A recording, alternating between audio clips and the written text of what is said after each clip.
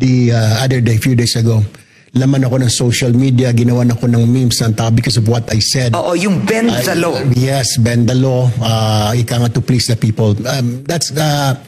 Nagpapasalamat ako doon sa mga nagtawag ng pansin. So, kasi nirecall ko ulit, nireview ko yung YouTube, yung sa Senate, what I really said. Tama naman, bend the law to please the people. Medyo, it doesn't sit well.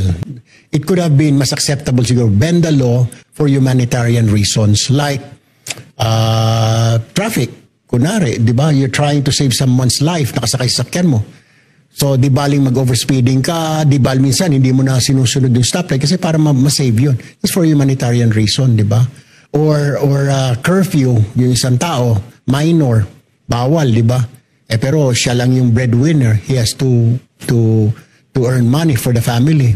That's another. You're breaking the law, pero it's intentional, pero for a purpose. Di ba? There's a purpose. Or ang ibig sabihin mo ba is a more compassionate implementation of the law? Exactly. Lilinawin ko lang, Miss Karen. I did not mean it that way. Siguro dala ng bugso ng damdamin na nasabi ko, bend the law to to please the people.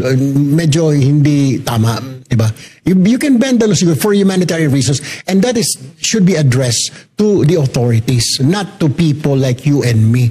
To the authorities, lalo na ako, I am a lawmaker. I make laws. Dapat kung titingnan mo kasi sinabi ko, parang you say it's okay to break the law. We cannot do that. Ibig sabihin sa mga authorities yun to decide, di ba? Nahuli ka, or kahit sa West, di ba? Pag may kaso ka.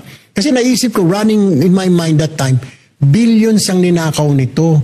Tapos, kasi pinag-uusapan doon yung protective custody. Because it was raised eh. Bakit kailangan lang isoli muna? Dapat pumasok muna sila ng protective custody.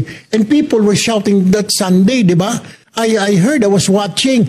Ibalik yung pera, ninakaw ninyo. Ibalik yung pera paulit-ulit. That's what was running on my mind na... At naniniwala ka dapat ibalik ang pera? Miss Karen naman, I mean, hindi mo pera yun, di ba?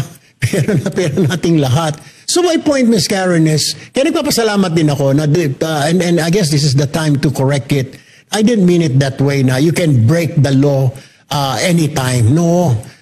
What I am saying is that may mga excuses, may exception to the rule.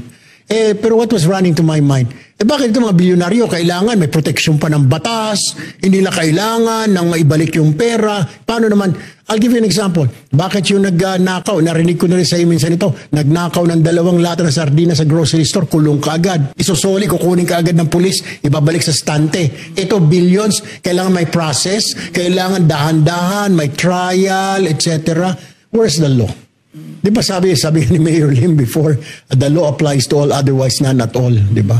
And then let's not forget, Miss Karen, yung merong kasabihan, alam ng mga lawyers ito, the welfare of the people is the supreme law. The welfare of the people is the supreme. And what's the welfare of the people? Nag-iikaw sa taong bayan, kailangan nila yung pera ulit. That is the supreme law. Ibalik mo yung pera namin. That's what I meant. I'm the lawmaker. I shouldn't have said that. Siguro dala ng bugso ng damdamin sa galit.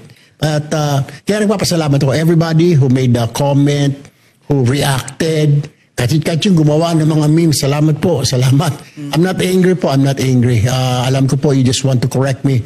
Loud and clear, I heard you. And sana in the future, if there's incidents like this again, I encourage you to call my attention.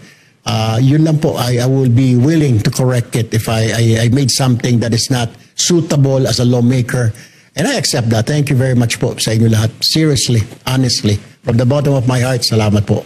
All right, on that note, thank you so much.